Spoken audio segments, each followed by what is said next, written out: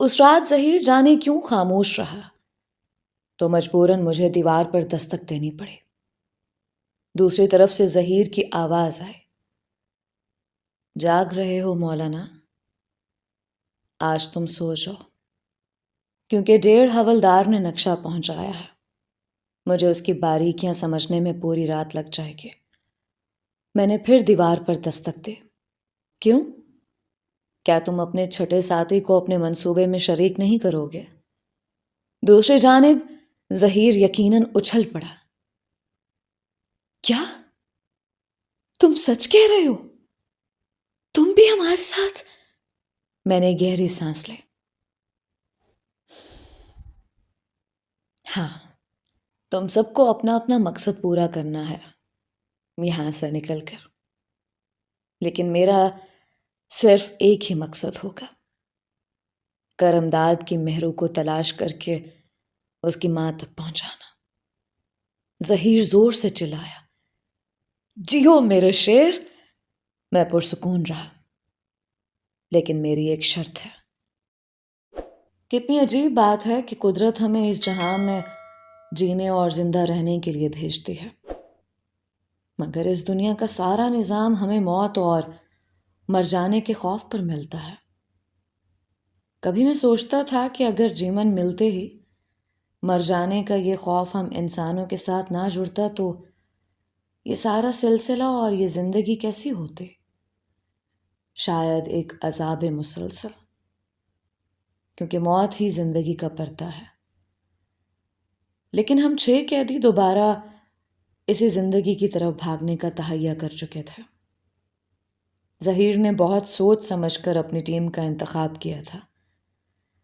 Jail کی 6 برجیاں تھیں اور اسے ہر برجی پر تعینات پہرے داروں کے بندوبست کے لیے ایک ایک بندہ چاہیے تھا۔ بگھا سنگھ اور بخت خان جسمانی طور پر اتنے مضبوط تھے کہ ان میں سے ہر ایک اکیلا ہی 3-4 پر بھاری پڑ سکتا تھا۔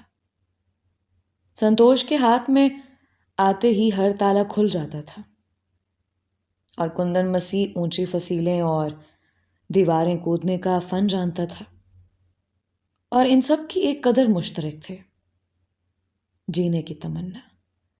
ظہیر نے 17 اکتوبر کا دن بھی بڑی ارک ریزی کے بعد فرار کے لیے چنا تھا، اور اس کا منصوبہ بھی اس کی طرح انوکھا تھا۔ ظہیر کے پلان کا سارا دار و مدار موسم پر تھا، اور وہ پچھلے 3 ماہ سے اس تاریخ کا انتظار کر رہا تھا۔ ظہیر نے جو فرار کا منصوبہ بنایا تھا اس کے 3 حصے تھے۔ نمبر 1، جیل کے اندر سے بغاوت یا بلوا، جس کا مرکزی کردار یوگی تھا۔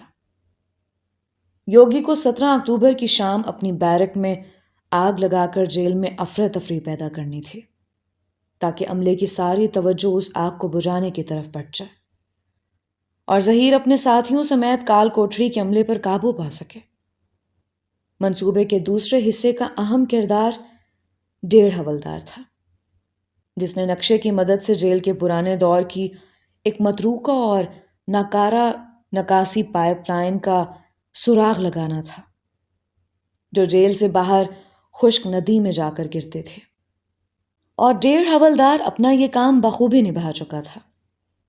پائپ لائن کا راستہ پتہ چل چکا تھا، جو کال کوٹریوں کے احاطے کے بالکل پیچھے نیچے کی زمین سے گزر رہی تھی۔ لیکن یہ کوئی نہیں جانتا تھا کہ نکاسی کا یہ 1 صدی پرانا راستہ ابھی تک کھلا ہے، یا پائپ کی ٹوٹ پھوٹ اور ٹنوں مٹی کے تودے گرنے کی وجہ سے آگے چل کر کہیں بند ہو چکا ہے۔ اس صورت میں وہ دیو ہیکل اور بڑا سا پائپ ہی ہمارے لیے قبر ثابت ہونے والا تھا۔ ظہیر کے منصوبے کا تیسرا اور سب سے اہم حصہ موسم اور قدرت کی مہربانی سے جڑا ہوا تھا۔ سچ یہ ہے، اس روز کسی موسمی تغیر اور تبدیلی کی وجہ سے وہ طوفان اور موسلا دھار آنے والی بارش ٹل جاتی تو ہمارے سارے خواب چکنا چور ہو سکتے تھے۔ ظہیر کو باہر سے اس کے دوستوں نے پہلے ہی سے آگاہ کر رکھا تھا کہ آنے والی 17 تاریخ کو اس علاقے میں شدید بارش، طوفان اور سیلاب کی پیشن گوئی ہے۔ انسان نے سائنس میں کتنی ترقی کر لی ہے، اور یہ موسمیات کا محکمہ اور انٹرنیٹ یا گوگل پر آنے والے دنوں اور ہفتوں کے موسم کا حال کتنا فائدہ مند ثابت ہو سکتا ہے، اس کا اندازہ ہمیں یہاں ان کال کوٹھڑیوں میں بیٹھے ہو رہا تھا۔ ظہیر کے منصوبے کے مطابق شدید بارش اور سیلابی ریلے کی صورت میں اس کے باہر بیٹھے جان نثار جیل سے ملحقہ ندی کا باندھ ڈائنامائٹ کے بلاسٹ سے اڑانے والے تھے، جس کے نتیجے میں پانی کا بہت بڑا سیلابی ریلا ٹھیک جیل کی چار دیواری کے اس حصے سے ٹکراتا جو سزائے موت کے بیرونی پھانسی گھاٹ والے حصے کو جوڑ رہی تھے۔ نہ صرف یہ، بلکہ ٹھیک اسی وقت ایک دوسری افتاد بھی جیل کے عملے اور گارڈز کے سر پر پڑنے والی تھی، کیونکہ ظہیر کے ساتھیوں کا دوسرا گروپ جیل کے چاروں اطراف شدید فائرنگ اور کریکر دھماکے کر کے ان کا دھیان تیسری طرف بٹانے کے لیے پہنچ چکا ہوگا۔ یوں جیل کا عملہ، گارڈز اور دیگر پولیس 3 محاذوں پر بٹ جاتے۔ جیل میں لگی آگ اور قیدیوں کی چیخ و پکار اور انہیں دیگر بیرکوں میں منتقل کرنے کی ہڑبڑاہٹ، سیلابی ریلے کا تیزی سے جیل کی 4 دیواروں میں داخل ہونا اور سب کچھ تہس نہس کرتے ہوئے بیرکوں میں بربادی مچانا، اور ٹھیک اسی وقت باہر چاروں طرف دھماکے اور جیل کی دیواروں پر بے تحاشا فائرنگ۔ جیل سٹاف کے حواس معطل کرنے کے لیے یہ عوامل کافی تھے۔ اس صورت میں لامحالہ سزائے موت کے قیدیوں کو بھی جلد بازی اور بوکھلاہٹ میں ضرور کسی اور طرف منتقل کرنا ضروری ہو جاتا، کیونکہ سیلاب کا ٹھاٹے مارتا ریلا اگر اسی قوت سے جیل کی بیرونی دیوار سے ٹکراتا جو ظہیر نے ناپ رکھی تھی، تو جیل کی کئی دیواروں میں شگاف پڑنا لازمی تھا۔ سزائے موت کے قیدیوں کے احاطے کا وہ حصہ جہاں پھانسی گھاٹ بنایا گیا وہ براہ راست سیلابی طوفان کی زد میں آ رہا تھا، اور اگر وہاں بڑا شگاف پڑتا تو کال کوٹھریوں کو پانی میں غرق ہونے سے کوئی نہیں روک سکتا تھا۔ شگاف یا نقب ہی تو زندان کا متضاد ہوتی ہے، اور جس زندان میں نقب لگ جائے وہ قید خانہ نہیں رہ پاتا۔ پنجرہ کھل جائے تو پنچھی اڑ جاتے ہیں، ہم سب نے بھی اڑنے کی تیاری کر لی تھی۔ ظہیر کا بھی یہ ماننا تھا کہ قدرت اور میٹا فزکس دراصل ایک ہی سکے کے 2 رخ ہیں، یا یوں کہہ لیں کہ قدرت اپنے اصول میٹا فزکس کے پیمانے پر طے کرتی ہے۔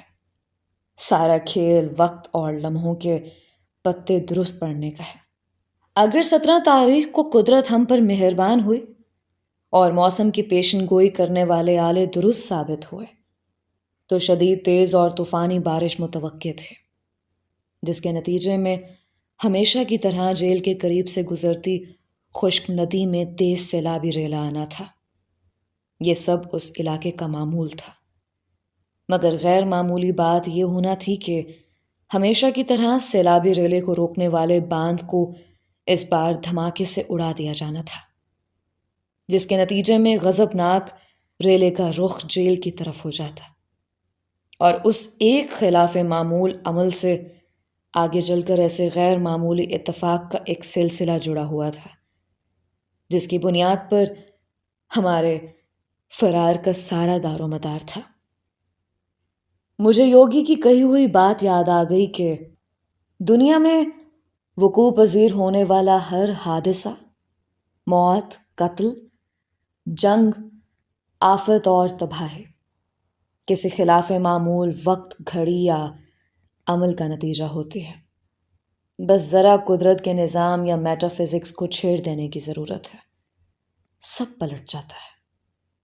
مثلاً سانس سے ہماری زندگی چلتی ہے، ہم زندہ رہتے ہیں اور سانس لینا انسان کا معمول ہے، لیکن چند لمحوں کے لیے یہ چلتی ہوا رک جائے یا ہم کسی بھی دوسرے انسان کا دم گھونٹ دیں تو وہ کچھ منٹوں میں ہی مر جائے گا، اور سانس کا رک جانا اس انسان یا ذی حس کے لیے خلاف معمول بات ہوگی۔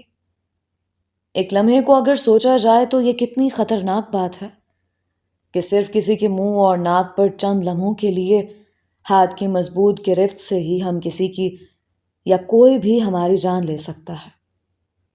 بس ذرا طاقت اور ہوش کی سرحد پار کرنے کی دیر ہے۔ انسان کسی کے بھی معمول کو خلاف معمول میں تبدیل کر سکتا ہے۔ ظہیر بھی 17 اکتوبر کی رات اس جیل کے معمول کو بیرونی قوتوں سے مل کر خلاف معمول میں بدلنا چاہتا تھا تاکہ اس کا منصوبہ کامیاب ہو سکے۔ لیکن میں نے اس کا منصوبہ سننے کے بعد صرف ایک شرط رکھی۔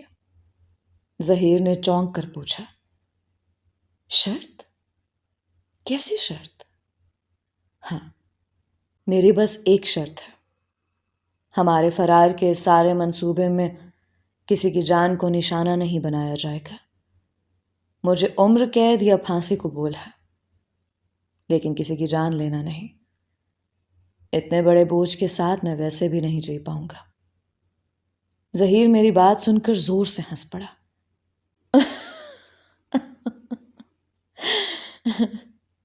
میں جانتا تھا تم یہی کہو گے، اور یقین کرو کہ یہی بات اب ہم پانچوں کے دل میں بھی ہے۔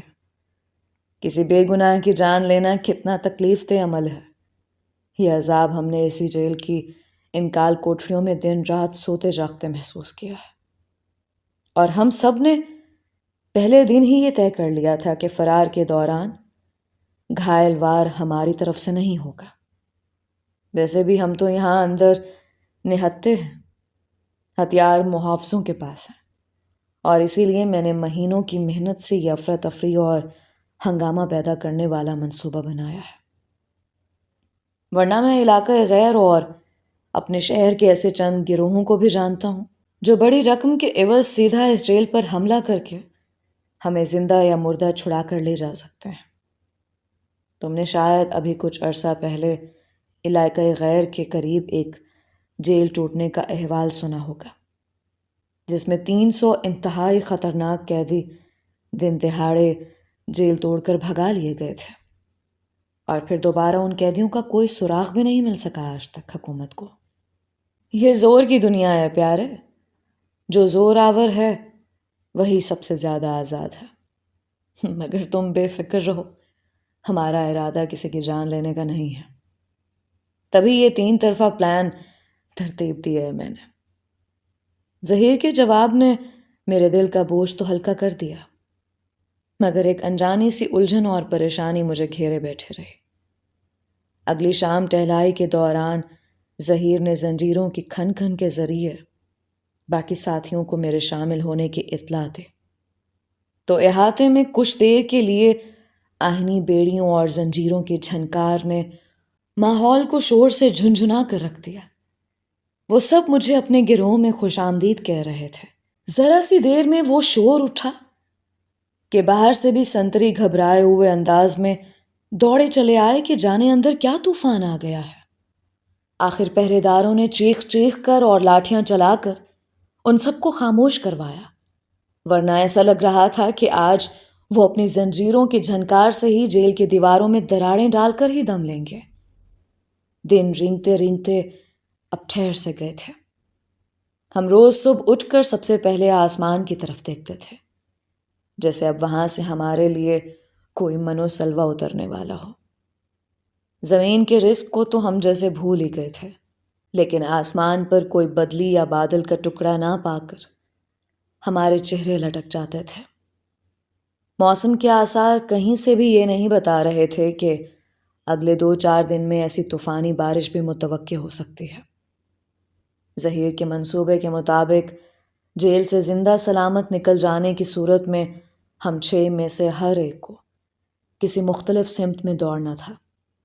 جیل کے باہر ندی کے کنارے ظہیر کے ساتھیوں نے ہم سب کے لیے نئے لباس کا انتظام کرنا تھا، اور ہم سب کو جیل کی وردی سے چھٹکارا پانے کے بعد مشرق مغرب شمال جنوب میں پھیل جانا تھا۔ ظہیر مشرق میں سڑک کی طرف، بخت خان مغرب میں ندی کی جانب، بگھا شمالی پہاڑ کے سمت، اور کندن مسیح کو جنوب میں جنگل کی طرف نکلنا تھا۔ میرے اور سنتوش کے حصے میں شمال مشرق اور جنوب مغرب ہے۔ شمال مشرق کی طرف وہ ویران ریلوے اسٹیشن تھا جہاں سے آدھی رات کو مال گاڑی گزرتی تھی۔ اور جنوب مغرب میں جیل سے پرے کی آبادی اور پھر 40-50 میل دور بڑا شہر واقع تھا۔ یہ ساری سمتیں ایک خفیہ قراندازی کے نتیجے میں ہمارے حصے میں آئی تھیں، جو دوسری طرف کی کال کوٹریوں میں میرے آنے سے پہلے ہو چکی تھیں۔ میرے حصے میں چھٹی سمت آئی، جو کرمداد کے زندہ ہونے کی صورت میں اسے ملنی تھی۔ مجھے ایک لمحے کے لیے پھر ایسے محسوس ہوا جیسے کرمداد اور مہرو کی نم آنکھیں مجھے کال کوٹری کی دیوار کے اندر سے لگاتار گھور رہی ہیں۔ جانے کیا التجا بھری تھی ان اداس آنکھوں میں۔ آخر 17 اکتوبر کے صبح بھی آ گئے۔ ہم میں سے کوئی بھی اس رات سو نہیں پایا، اور صبح کی روشنی ہوتے ہی ہم سب نے اپنے رزق کی تلاش میں آسمان پر آنکھیں گاڑ دیں۔ گہرا نیلا آسمان جس میں ہمیں دور دور تک کہیں بھی سفید رنگ کی آمیزش دکھائی نہیں دے رہی تھی۔ جانے قدرت کیا کھیل کھیل رہی تھی۔ چمکتا سورج ہماری بے بسی پر کھڑا کہہ کے لگا رہا تھا۔ دن ڈھلا اور شام 4 بجے ہمیں حسب معمول صحن میں ٹہلنے کے لیے نکالا گیا، تو ان سب کے چہرے تنے ہوئے تھے، اور وہ غصے میں زنجیریں جھنکا کر ظہیر سے سوال پوچھتے رہے، لیکن ظہیر کے سپاٹ چہرے پر ان کے کسی سوال کا کوئی جواب نہیں تھا۔ موسم سے بھلا کون لڑ سکتا ہے؟ زندگی میں پہلی مرتبہ نیلا رنگ آنکھوں کو چبھنے لگا تھا۔ ہم سب کے دلوں کو اس وقت بس ایک ہی خدشہ ڈس رہا تھا کہ کہیں جیل سے باہر موجود ظہیر کی ٹیم سے موسم کی ٹھیک پیشن گوئی جاننے میں کوئی غلطی نہ ہو گئی ہو۔ حالانکہ آج کل سائنس اتنی ترقی کر گئی ہے کہ ہفتوں پہلے آنے والے موسم کے تغیر کا پتہ لگانا بچوں کا کھیل بن چکا تھا۔ پھر بھی کون جانے موسم کے تیور کب بدل جائیں۔ ہمیں 4:30 بجے واپس ہماری کوٹھریوں میں پہنچا دیا گیا، اور ہمارے پہرے پر مامور سنتری جس وقت میری بیڑیاں کھول رہا تھا، ٹھیک اسی وقت کہیں دور سے بادل گرجنے کی آواز سنائی تھی۔ ہماری ٹیم میں سے دوسرے برآمدے کی جانب سے کوئی زور سے چیخا، حق! گھنٹے بھر ہی میں سارا آسمان کالے گھنے بادلوں سے ڈھک چکا تھا، اور تیز طوفانی ہواؤں کے ساتھ ہی کہیں دور بجلی کی گرج چمک سنائی دینے لگے، اور پھر اچانک ہی تیز بوچھاڑ کے ساتھ پانی کی بہت سے آوارہ چھینٹے میری کھولی کے چھوٹے سے روشن دان کی جالی سے اندر لپ گئے اور میرے چہرے کو بھگو گئے۔ بہت زمانے بعد ایسی بارش برسی تھی جو میرے صحن کو اندر سے بھگو رہی تھی، ورنہ صرف تن گیلا کرنے والی جانے کتنی برساتیں مجھ پر بیت چکی تھیں۔ تھوڑی دیر میں ہی سزائے موت کے قیدیوں کا احاطہ جل تھل ہو گیا۔ برآمدے میں تنی ٹین کی چھت پر بوندوں کا جلتا رنگ بجنے لگا۔ سامنے والے برآمدے سے بگھے نے نعرہ لگایا، واہے گرو جی دی خالصہ، واہے گرو جی دی فتح۔ مغرب سے پہلے ہی برآمدے اور میری کوٹھری کی چھت ٹپکنے لگی تھی۔ ہم سب دم سادھے اپنی اپنی کھولی کی سلاخوں سے جڑے باہر برستے میںہ کو یوں دیکھ رہے تھے جیسے ہی ہماری زندگی کی پہلی بارش ہو۔ ابھی شام کا اندھیرا پوری طرح چھایا نہیں تھا کہ اچانک عام قیدیوں کی بیرکس کی طرف سے پہلے کچھ ہلکے اور پھر گہرے دھوئیں کے بادل فضا میں بلند ہوتے نظر آئے، اور پھر اچانک ہی چیخو پکار مچ گئی، آگ لگ گئی! آگ! بچاؤ! او بچاؤ ہمیں! میرے جسم میں خون تیزی سے میری کن پٹیوں کی طرف دوڑنے لگا۔ یوگی نے اپنا کام شروع کر دیا تھا۔ ہمارے پہرے پر اوپر چھت پر کھڑے ایک محافظ نے چیخ کر دوسری برجی والے گارڈ سے پوچھا، کیا ہوا منظور ہے؟ بیرکس میں آگ بھڑکی ہے، 3 بیرکس جل رہی ہیں، قیدیوں کو نکال رہے ہیں یار، اللہ خیر کرے۔ یوگی نے جیل میں اتنے ساتھی بنا لیے تھے کہ بیک وقت ان لوگوں نے 3 جگہ آگ بھڑکا دی تھی۔ برستی بوچھاڑ میں دوسری جانب سے چیخنے چلانے کی آوازیں سنائی دے رہی تھیں، اور پھر اچانک ایک کان پھاڑ دینے والا دھماکہ ہوا۔ ایسا لگا جیسے کوئی زلزلہ آ گیا ہو۔ جیل کے در و دیوار لرز سے گئے۔ اوپر کوئی چلایا، یہ کیا ہوا؟ یہ تو ندی کی طرف کوئی دھماکہ ہوا ہے۔ بہت سے بھاگتے قدموں کی آوازیں جیل کی چھت پر گونجی اور مختلف لوگوں کی چلاتی ہوئی آوازیں سنائی تھیں۔ ندی کا بند ٹوٹ گیا ہے، جلدی کرو، پانی اسی طرف آ رہا ہے۔ ظہیر کے منصوبے کے مطابق جیل کا معمول خلاف معمول میں تبدیل ہونا شروع ہو گیا تھا، گویا حادثہ ہونے کو تھا۔ اور پھر اچانک جیل کے باہر شدید فائرنگ اور دھماکوں کی آواز نے ماحول کو لرزا دیا۔ باہر کسی برآمدے میں بخت خان کی چیخ گونجے، حق ہے! اور پھر جیل کی بجلی بند ہو گئی یا شاید اڑا دی گئی۔ فائرنگ، گارڈز کے چلانے کی آوازیں، بھاگتے قدم، برستی بارش میں آتے جاتے سپاہیوں کے ہاتھوں میں جلتی ٹارچوں کی جگنو جیسی لرزتی روشنیاں، اور پھر یوں لگا جیسے بہت سی جنگلی بھینسوں کا ایک جنگلی ریوڑ تیزی سے دوڑتا ہوا آ کر جیل کے پچھلے پھانسی گھاٹ والے احاطے سے پوری قوت سے ٹکرایا ہو۔ تبھی اوپر کھڑا کوئی محافظ زور سے چلایا، سیلاب کے پانی نے احاطے کی بیرونی دیوار میں شگاف ڈال دیا ہے، جیلر صاحب کو اطلاع دو جلدی۔ باہر خطرے کے سائرن بجنا شروع ہو چکے تھے اور جیل میں ایک قیامت صغریٰ کا سما تھا۔ اور پھر پانی تیزی سے ہماری کوٹھریوں کے اندر داخل ہونا شروع ہو گیا اور ہم سب نے طے شدہ منصوبے کے تحت شور کر کے آسمان سر پر اٹھا لیا۔ جیل کے عملے کو سمجھ ہی نہیں آ رہا تھا کہ وہ جلتی آگ کو بجھائیں یا قیدیوں کی بیرکوں میں ٹھاٹے مارتے پانی کو روکنے کی فکر کریں۔ اوپر سے باہر مسلسل فائرنگ اور بجلی کی بندش۔ اچانک ہمیں بہت سے محافظوں کے دوڑ کر سزائے موت کے احاطے میں داخل ہونے کی آواز سنائی تھی۔ منصوبے کا آخری مرحلہ آ پہنچا تھا۔ محافظوں کے پاس ہمیں بیڑیاں ڈالنے اور ڈنڈا ڈولی کرنے کا وقت ہی نہیں تھا۔ جلدی میں ساری کال کوٹریاں کھولی گئیں اور اندھیرے میں ہتھ کڑیاں پہنا کر ایک قطار بنا کر ہمیں ایک جانب ہانک دیا گیا۔ تبھی میری نظر برساتی اوڑھے 1.5 حوالدار پر پڑی، جس نے کسی اندھیری راہداری میں ایک لمحے کے لیے اپنی ٹارچ چلائی اور بند کر دی۔ یہ بگھے اور بخت خان کے لیے سگنل تھا۔ وہ دونوں چلتے چلتے آپس میں بھڑ گئے۔ اندھیرے میں سبھی قیدی گتھم گتھا ہو گئے۔ محافظ زور سے چلائے، لیکن اندھیرے میں بگھے اور بخت خان نے 2-3 محافظوں کو بھی لپیٹ میں لے لیا۔ باقی ماندہ گارڈز نے بوکھلا کر اپنی بندوقیں نشانہ لینے کے لیے سیدھی کی اور گالی دے کر ایک ہوائے فائر کیا۔ جانو زور سے چلایا، گولی مت چلانا صاحب، ہمارے اپنے بندے بھی ہیں درمیان میں۔ اندھیرے میں کوئی زور سے چلایا، ہوشیار، جیلر صاحب نے سارے گارڈز کو گیٹ کی برجی کا گھیرا ڈالنے کا کہا ہے، باہر قیدیوں نے بغاوت کر دی ہے، جلدی کرو، سب پہنچو۔ شیرو، رحیم، شبیر، مختار، کہاں مر گئے ہو سارے؟ بیرونی دیوار پر پھر گولیوں کی ایک بوچھاڑ ہوئی۔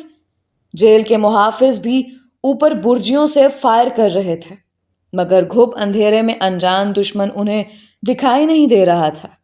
یہاں نیچے برستی بارش میں زمین پر گرے کیچڑ میں لت پت بگھے اور بخت خان اور گارڈز کے درمیان جنگ جاری تھی، اور اندھیرے میں پہچاننا مشکل تھا کہ ان میں سے کون قیدی ہے اور کون محافظ۔ ایک چیخ و پکار مچی ہوئی تھی۔ دوسرے گارڈز بھی گھبرا کر اپنے ساتھیوں کو چھڑانے کے لیے آگے بڑھے۔ ایک لمحے کو ان کا دھیان بٹا تو اچانک میری ہتھ کڑی پر ظہیر کا ہاتھ پڑا اور وہ مجھے گھسیٹتے ہوئے راہداری میں ایک جانب بھاگ کھڑا ہوا۔ اسی لمحے میں نے کندن اور سنتوش کو بھی دوسرے سمت بھاگتے دیکھا۔ اندھیرے میں آسمانی بجلی کا ایک کوندا لپکا۔ ظہیر بھاگتے ہوئے زور زور سے اپنے قدم گن رہا تھا، 32، 33، 34، 50 قدم بائیں۔ پہلے مجھے کچھ سمجھ نہیں آیا، لیکن میں نے اندھیرے میں ظہیر کے ہیولے کو دائیں طرف مڑتے دیکھا تو پیچھے بھاگتے ہوئے میں بھی مڑ گیا۔ 70 قدم بائیں، تیز، ہمارے پاس وقت نہیں ہے زیادہ۔ ہم دونوں دیوانہ وار دوڑ رہے تھے۔ ظہیر نے جیل کا نقشہ گھول کر پی رکھا تھا اور اسی دن کے لیے اس نے تمام برجیوں اور گارڈز کی تفصیلات اور اوقات ازبر کر رکھی تھیں۔ ہم دونوں بھاگتے ہوئے ایک نسبتاً کھلے میدان میں آ نکلے۔ ظہیر چلایا، ہم 15 منٹ لیٹ ہیں، سرچ لائٹ سے بچنا۔ اتنے میں دور اوپر لگی کسی گھومتی ہوئی سرچ لائٹ کا دائرہ ہم پر روشنی ڈالتا گزر گیا۔ ظہیر کے وقت کی گنتی بالکل صحیح تھی۔ ٹھیک اسی وقت اوپر دیوار سے کوئی چلایا، خبردار! کون ہو تم؟ رک جاؤ! ظہیر چلایا، بھاگتے رہو! اور اگلے ہی لمحے گولی کی آواز فضا میں گونجے۔ میرے کان میں ایک سائیں کی سی آواز آئی، جیسے زن سے کوئی تیز رفتار بلٹ ٹرین گزری ہو، اور تبھی میری ناک نے جلتے بارود کی مہک کو محسوس کیا۔ نشانچی کی گولی مجھے تقریباً چھوتی ہوئی گزر گئی تھی۔ اگر بارش کی تیز بوچھاڑ اور اندھیرا نہ ہوتا تو ضرور اس کا نشانہ میری پیشانی کے درمیان پیوست ہوتا۔ مجھے لگا میرے آس پاس ہی کہیں موت کی دیوی مسکائے، اور اس نے میرے کان میں سرگوشی کی، نہیں، ابھی نہیں، اور جب تک وہ وقت نہیں آ جاتا میں خود تمہاری حفاظت کروں گی۔ ہم کیچڑ میں لت پت اندھیرے میں بھاگتے ہوئے ایک اور احاطے میں جا نکلے، جہاں پچھلی طرف آگ کے شعلے کہیں دور آسمان کی طرف بلند ہوتے دکھائی دے رہے تھے۔ ظہیر کی مہینوں کی محنت ہمارے کام آ رہی تھی۔ وہ جیل کے پیچیدہ راستوں کو اپنی گلی محلے کی طرح سر کر رہا تھا۔ احاطے کے درمیان ایک گول چوبارہ سا بنا ہوا تھا، جسے اوپر سے سیمنٹ اور مٹی سے پاٹ دیا گیا تھا۔ قریب ہی کچھ کدالیں اور بیلچے پڑے ہوئے تھے۔ ظہیر نے نعرہ لگایا، جیو 1.5 حوالدار! ظہیر نے کدال اٹھائی اور چوبارے کے درمیان ضرب لگائے۔ میں بھی اس کی دیکھا دیکھی کدال لیے شریک ہو گیا۔ کچھ ہی لمحوں میں نیچے سے لوہے کی ایک 4 خانوں والی جالی نکلی۔ ظہیر چلایا، جلدی کرو، گارڈز آتے ہی ہوں گے۔ یہی وہ پرانا متروکہ کنواں ہے جو نیچے پرانی نکاسی کی لائن سے جڑا ہوا ہے۔ اتنے میں اندھیرے میں دور سے بھاگتے قدموں کی آواز سنائی تھی، اور پھر پہلے بھگا اور بخت خان اور دوسری جانب سے کندن اور سنتوش بھاگتے دکھائی دیے۔ ظہیر نے زور سے سیٹی بجائی کہ ہم یہاں ہیں۔ وہ چاروں ہماری طرف لپکے، اور ٹھیک اسی وقت ایک زوردار فائر کی آواز کے ساتھ ہی میں نے سنتوش کو زمین پر گرتے دیکھا۔ بارش کے پانی میں سنتوش کا خون مل کر بہنے لگا۔